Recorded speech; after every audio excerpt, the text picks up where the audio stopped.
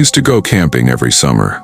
Same group of friends since high school, me, Ryan, Marco, and Will. We drive up to the mountains, far off the beaten trail, and set up for a few nights where no one could bother us. No cell signal, no traffic, no tourists. Just pine trees, stars, and firewood. In 2018, we found a new spot.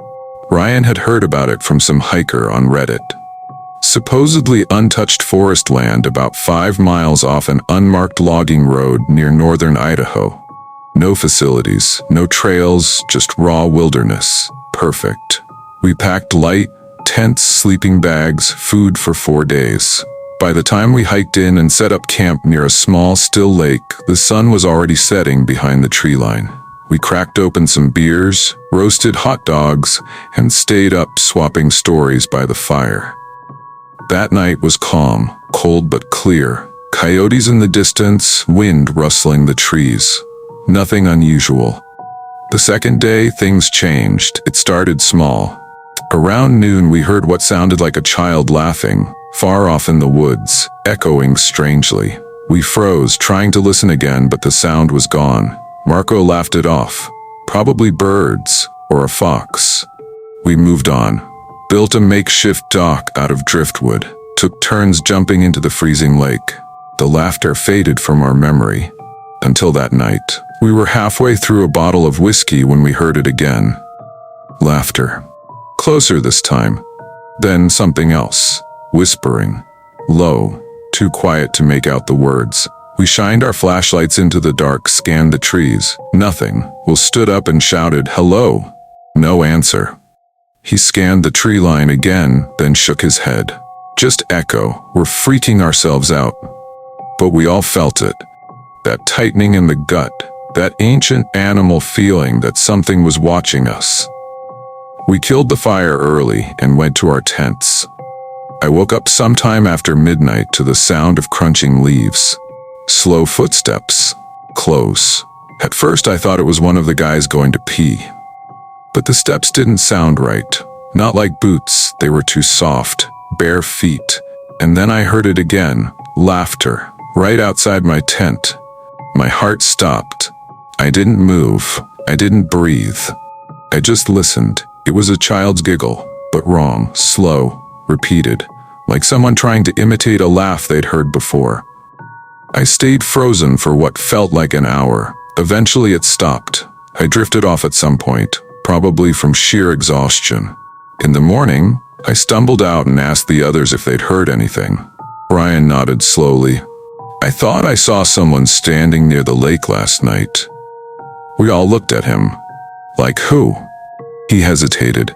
Didn't look right. Skinny, pale, looked like a kid, but taller, just staring. We laughed it off. What else could we do? By afternoon, Marco was jumpy. He kept checking the woods, said he saw someone following us when we hiked for firewood. We didn't see anyone. That night was worse. We lit a big fire, made sure to stay in a tight circle. Around 11:30, we heard the whispering again.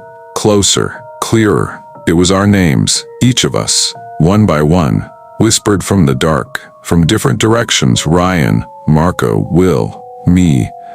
Over and over, as if something was circling us, mocking us.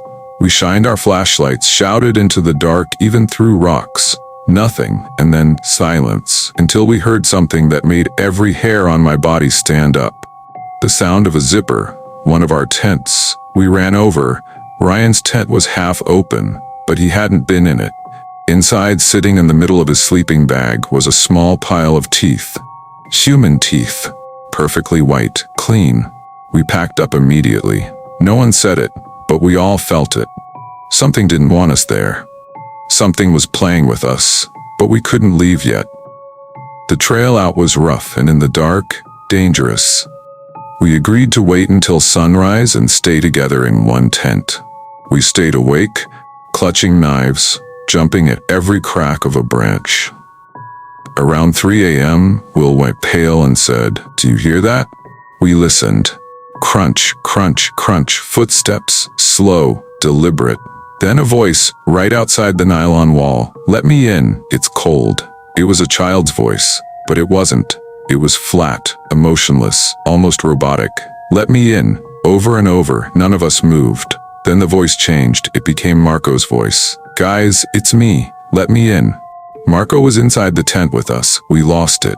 Started screaming, flailing. Outside, footsteps ran off into the woods. We didn't sleep.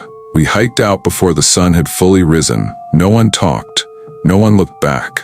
Halfway through the hike, we came to a small clearing, and there, tied to a tree with rope and fishing line, was a deer. Gutted. Still warm. Its stomach had been sliced open, and inside, tucked into its ribs, was one of our backpacks. Inside the bag, photos, Polaroids, pictures of us sleeping, sitting by the fire, walking through the woods, dozens of them, all taken from the trees. We never spoke of it again. My uncle was a fire ranger for over 20 years. He's a no-nonsense kind of guy, never believed in ghosts, Bigfoot, any of that. But after his retirement, he told me one story that still makes my skin crawl. It was late fall, early snow in the higher elevations. He was checking some abandoned firewatch stations when he found a small campsite deep in the woods. Way off trail. Just a single tent. Looked recently used. He announced himself. No answer. Knocked on the tent. Nothing. Inside, it was empty. Sleeping bag, flashlight, canned food, and a journal. He read it. The entries were normal at first. Hikes, weather, wildlife. But then things got weird. One entry read, "I keep seeing a man. Very tall, wears all black, no face, just standing between trees, always watching, never moves." The next day's entry, "He was closer last night. I heard breathing outside the tent." Then, "He mimics voices. Heard mom's voice last night. She's been dead 10 years, final entry. I'm not alone out here. I don't think I've ever been." That camper was never found, but my uncle did see something. The day after, while hiking out, he swore he saw a figure way up the ridge, just standing there, watching him. In 2016, 2 friends and I camped in Olympic National Park. We set up in a secluded spot by a stream. Beautiful place. Peaceful. Around 2 a.m. we were still awake, talking softly in the tent, and then everything stopped. The stream, the wind, the bugs, dead silence. The air felt thick, like a pressure wave had rolled through. Then it was morning. We had all fallen asleep mid-conversation. But here's the thing, we were sitting up, flashlights still on, hot chocolate still warm. None of us remembered laying down. No dreams, no sense of time passing. We looked at the watches. 4 hours had vanished. When we hiked out, we mentioned it to a ranger. He didn't even blink.